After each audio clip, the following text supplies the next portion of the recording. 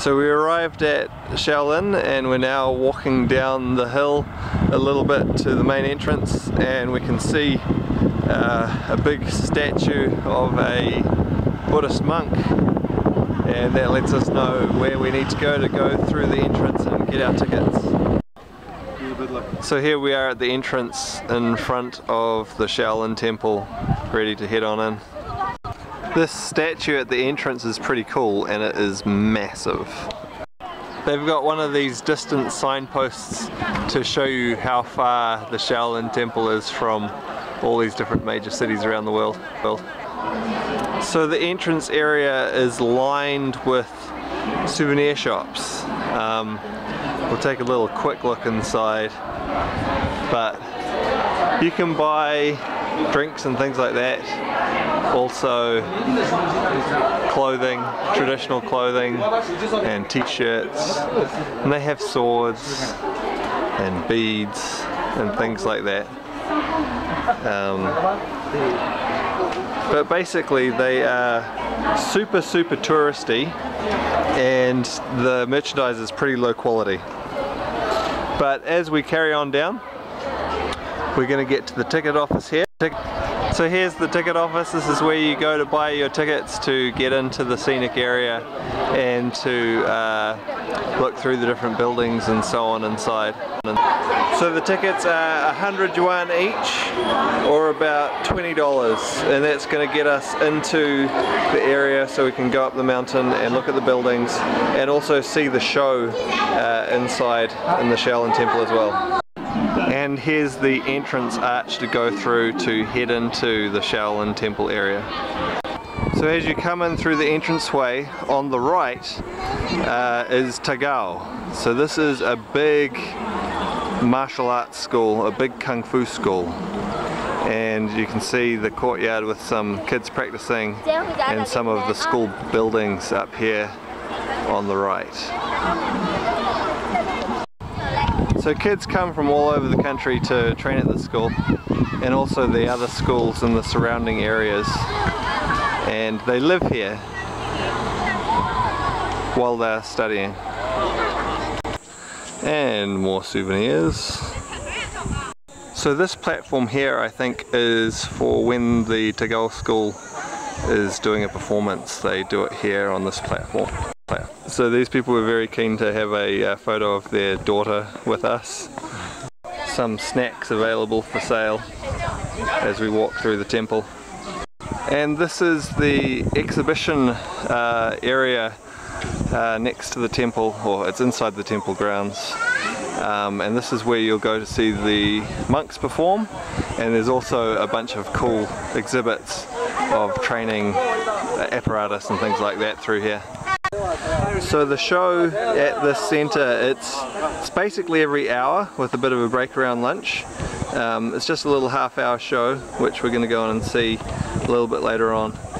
So yeah, lots of times that you can catch it, so you can fit it in where you want on your tour if you want to see it first, or if you want to wander around some of the other things and see it later on in the day. So this big wide avenue takes you through most of the areas down low on the hill, past the school and the exhibition centre, and to the temple itself. And it's really quite pleasant with the trees on either side, and there are some paved walkway areas as well as you head through the scenic area. There are some nice little seats and tables if you get tired along the way and want to have a rest. While the Shaolin temple is famous in the West, and lots of Westerners are passionate about their kung fu, you will see a few Westerners here, but almost everyone will actually be Chinese. So as with other major tourist areas in China, while they welcome Westerners, most of it's really designed for a Chinese audience. There's this riverbed by the path on the way up too. Sometimes it has water in it, but it's pretty dry at the moment. And we have made it to the temple. So one of the first statues and entrances we've come to, with some drinks and souvenirs for sale as well, of course. And there's a calligrapher in here as well, selling his wares. So it's 50 yuan for him to translate your name into Chinese and then write it down in calligraphy for you. And this shop has some rather flash beads and also books for sale. Quite a selection of beads here. They also have some swords here and they look quite nice, but they're very expensive. I thought maybe we'd got lucky and it wasn't going to be too crowded today, but the numbers are starting to build up now. And here's the entrance into the main temple complex. So more people wanting to take photos with the Westerners. This happens quite a lot in these tourist spots because you get Chinese from parts of China where they really don't see a lot of Westerners, and so it's a real novelty for them to be able to get a photo with us. And here we are inside the temple complex. And more souvenirs for sale.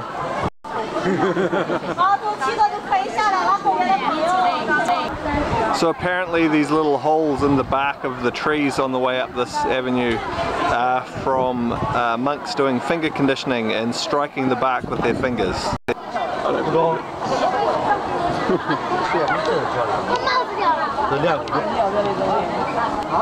Maybe. So this tree here is a massive ginkgo biloba tree. So maybe the monks use the leaves to keep them mentally sharp, help them with their meditation. And here we have the famous guardian statues inside the entranceway of a couple of warriors. Very fierce looking. More guardians on the other side of the entrance.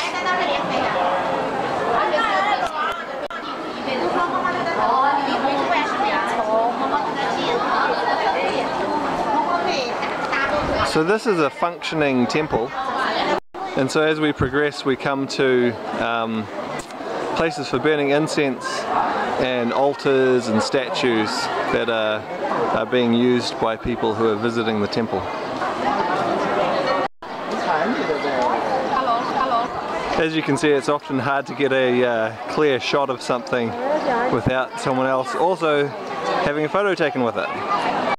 I do find these signs kind of ironic. They're on all the temples and often right by where they have the incense burning.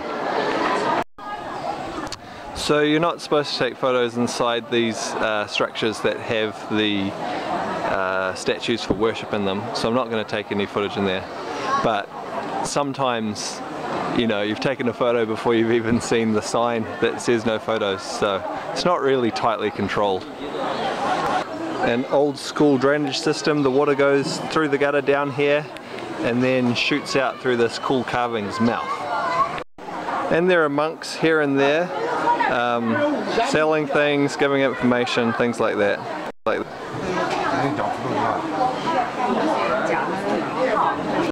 Apparently we're not supposed to go through here. I'm probably not going to record too much more footage in here. The buildings all start to look very much the same, very similar. So you get the idea of what you see when you're inside the temple compound. Raw! Dharma!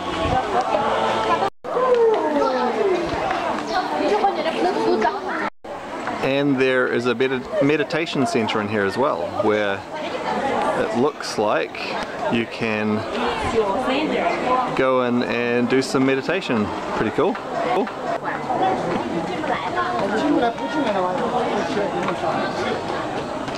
This particular Buddha statue is obviously very popular for people to touch.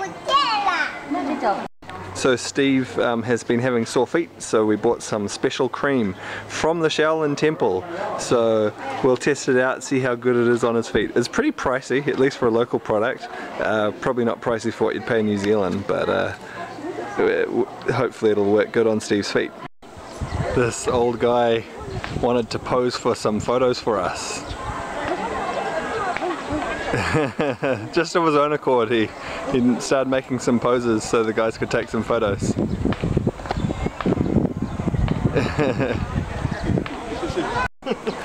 Turns out he wanted some money afterwards, so the guys are giving him some money. Fair enough.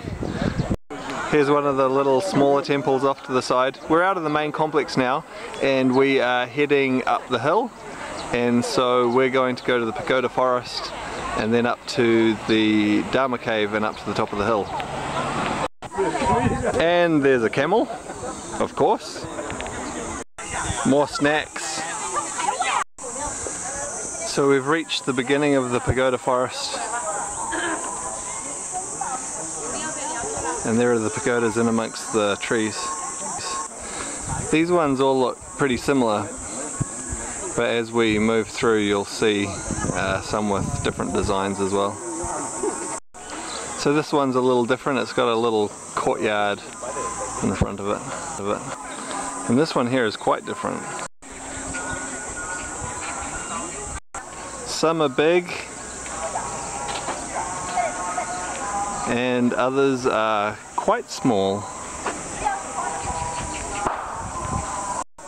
This one is quite ornate with reliefs carved into the side of it, while others are very simple, really just bricks with maybe a few inscriptions.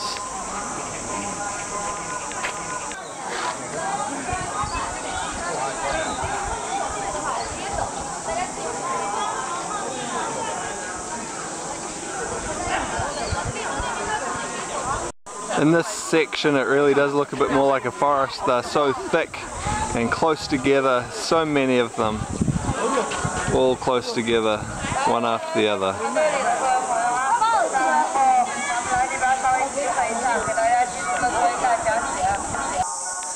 They have this recorded chanting playing through quite a lot of the park.